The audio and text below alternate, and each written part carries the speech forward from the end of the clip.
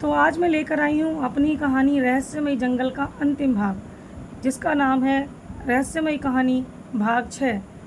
मेरा सभी दर्शकों से निवेदन है कि भाग 6 में आगे बढ़ने से पहले सभी दर्शक पहले भाग 1 से लेकर 5 तक पूरी कहानी को अच्छी तरह से देखकर और सुनकर आएँ, ताकि कहानी से और कहानी के पात्रों से अच्छी तरह से रूबरू हो पाएँ। तो चलिए आगे बढ़ते हैं। रहस्यमयी जंगल भाग 6। निशा, देखो रानी, प्लीज़ हम सबको जाने दो। हमने तुम्हारा क्या बिगाड़ा है रानी? तुम बिगाड़ भी क्या सकते हो मेरा? और वैसे तुम आए तो बिगाड़ने ही थे ना। मैंने तुम्हें कहा भी था कि तुम जंगल से दूर रहो, लेकिन तुम नहीं माने।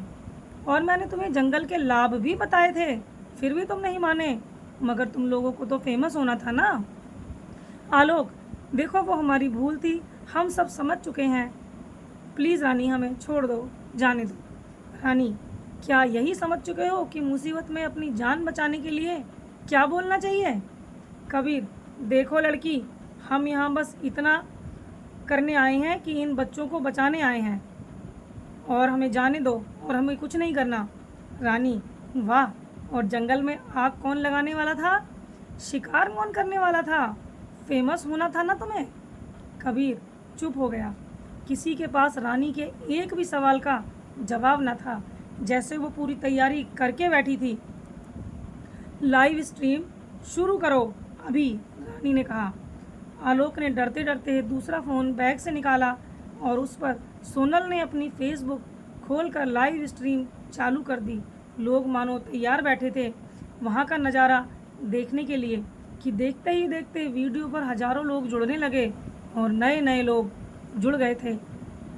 अब ट्राईपैड पर सेट हुए फ़ोन को एक बड़े पेड़ की भुजाओं ने अपने हाथ में इस तरह पकड़ लिया जैसे कि कोई बड़ा प्रोफेशनल कैमरामैन हो। कैमरे पर रानी दिखाई नहीं दे रही थी, मगर उसकी आवाज़ सुनाई दे रही थी। रानी, आइए, आज आपको रहस्यमय जंगल की कहानी सुनाते हैं। उसके बाद आपको दिखाएंगे कि इस जंगल का बुरा चाहने वालों का क्या हाल होता है। आपको मेरी आवाज़ सुनाई दे रही होगी, मगर मैं दिखाई नहीं दे रही हूँ। अब दिखूंगी। रानी ने हवा में हाथ लहराया और नीचे बिखरे पत्ते उसके शरीर पर आकर चिपकने लगे। जहाँ जंगल में फंसे लोगों को रानी के शरीर पर पत्ते चिपके दिखे, वहीं कैमरे में पत्तों से एक इंसानी शरीर का ढांचा बन गया और अंदर से खोखला था। जो ढांचा अंदर से बिल्कुल खोखला था। रानी, हाँ, तो पहले अडानी जी को तो आप सब जानते ही होंगे। महेश अडानी जिनका नाम है, उन्हें तो सब जानते ही होंगे। आपका दिल्ली शहर का नामी J&K कंस्ट्रक्शन का मालिक है वो। 20 साल पहले इस जंगल के आसपास एक बस्ती हुआ करती थी। उस बस्ती में मैं भी रहा करती थी अपने पिताजी के साथ। हम गरीब लोग यहाँ पर शहर की रौनक से दूर अपनी बस्ती में मस्त रहते थे। शहर में मजदूरी करके लोग अपनी जीविका चला रहे थे। उस समय मेरे पिता बस्ती के वैद्य थे और वो पूरी बस्ती का इलाज करते थे। पिताजी वैद्य चिकित्सक थे, अतः जड़ी बूटियों का अच्छा ज्ञान था उन्हें। मैं और मेरे पिताजी हर दिन इस जंगल में आते थे और जड़ी बूटियाँ आदि लेकर जाते थे। फिर एक दिन महेश अडानी जी की नज़र हमारी बस्ती पर पड़ी। वो यहाँ से बस्ती हटाकर मार्केट बनाना चाहता था, मगर उसकी बड़ी समस्या ये बस्ती वाले थे। उसने बस्ती वालों को बहकाना शुरू किया कि इस जंगल को ख़त्म कर दें। यदि बस्तियाँ पीछे कर दी जाएं और यहाँ मार्केट बना दिया जाए तो न सिर्फ सबको काम मिलेगा, बल्कि रहने की जगह भी मुफ्त मिल जाएगी। लोगों को लोभ दिखाई दिया, कुछ एक लालच में आ गए, मगर मेरे पिताजी के समझाने के बाद भी वो नहीं माने। अपनी हार से तिलमिलाए अडानी ने पिताजी से बदला लेने की सोची और उसने उनकी ऊंची पहुंच के अफसरों से मिलकर पिताजी पर जंगल में मिलने वाले चंदन के पेड़ों की तस्करी का आरोप लगाया और उन्हें जेल भेज दिया। अब उसका रास्ता आसान था। वो अपने लोगों को लेकर जंगल में आ खड़ा हुआ, मगर मैं उसके सामने अड़ गई और खड़ी हो गई और एक बार फिर से वापस जाना पड़ा महेश को। उस वक्त मैं पर्यावरण अध्ययन पढ़ रही थी, जिससे मुझे जंगलों के फ़ायदे पता चले थे। और एक दिन वो अपनी नीच हरकतों को पर आ गया। उसने मुझे बीच रास्ते से उठवा लिया, मेरी हत्या करवाकर मुझे इस जंगल में गाड़ दिया। तब से मैं इस जंगल की रक्षा करती हूँ, परंतु इनको नुकसान पहुँचाने वालों को जान से मार डालती हूँ।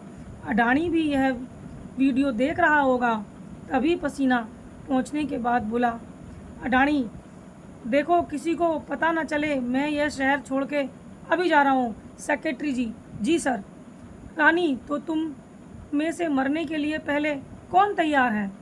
जैसे ही बाहर खड़े लोगों ने ये सुना, सभी जंगल की ओर भाग चले।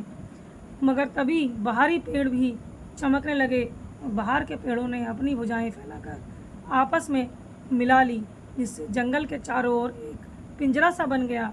अब ना कोई बाहर जा सकता था, ना कोई अंदर जा सकता था।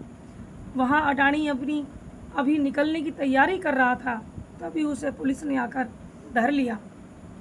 रानी, दोस्तों कर दो इनका काम तमाम। तभी पेड़ों की भुजाएं नुकीली होने लगीं और जंगल के अंदर गए कबीर और उसके आदमियों के पेट में जा घुसी। उन सभी के शव पेड़ों की भुजाओं पर लटके थे।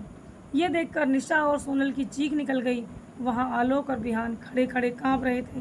रानी, ये कबीर फॉरेस्ट गार्ड है, जिसका गलत फ़ायदा उठाकर इसने न जाने कितने मासूम जानवरों का शिकार होने दिया, कितने ही चमत्कारी औषधियों से भरे पेड़ों को कटवा दिया चंद पैसों के लिए।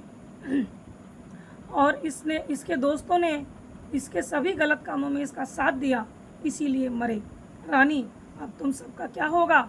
बिहान, हमें बख्श दो प्लीज़, हम कभी पेड़ों को नहीं काटेंगे, सबको इनके लाभ बताएंगे। आलोक, प्लीज़ हमें जाने दो। निशा, प्लीज़ रानी, ठीक है, शायद तुम लोगों को अपना सबक मिल चुका है और अब तो सभी लोग इस रहस्यमय जंगल का राज जान चुके हैं। जाओ, तुम्हें एक मौका दिया, जाओ यहाँ से। पेड़, मगर रानी साहिबा, ये इंसान कपटी होते हैं। रानी, मुझे पता है क्या करना है। आखिरकार रहस्यमय जंगल का राज खुल ही गया और सभी बिहान एंड टीम को उनका सबक मिल गया। अडानी और कबीर को सज़ा मिली। सभी लोगों को अपनी गलतियों को पछताने का मौका मिला। सभी लोग अपनी गलतियों पर पछताए भी।